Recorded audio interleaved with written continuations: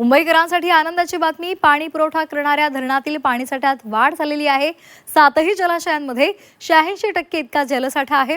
विहार, तुळशी, तानसा, मोडकसागर तुडुंब भरलेली आहेत आणि त्यामुळे मुंबईकरांची पाण्याची चिंता मिटलेली आहे।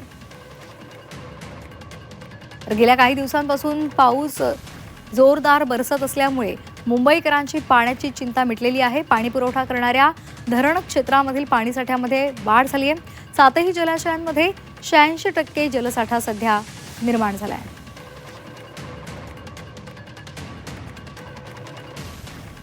तर तुळशी, तानसा, मोडकसागर तुडुंब भरलेले आहेत। त्याचबरोबर विहार सुद्धा पूर्णपणे भरलेला आहे। 7ही जलाशयांमध्ये सध्या 86% इतका जलसाठा आहे आणि त्यामुळे मुंबईकरांवरचं पाण्याचं संकट तुर्तास टळलेलं आहे। एल निनोमुळे कमी पाऊस होईल असा अंदाज आधीच वर्तवण्यात आलेला होता आणि त्यानुसार कमीच पाऊस झालेला आहे। मात्र मधल्या काळात जुलै महिन्यापासून सुरू झालेल्या जोरदार पावसामुळे जलाशयातला पाणीसाठा वाढलेला आहे। आपण ही 3 दृश्य पाहतोय। तानसा धरण सुद्धा भरलेलं आहे, मोडकसागर धरण भरलेलं आहे आणि भातसा धरण सुद्धा पूर्ण क्षमतेने भरलेलं आहे।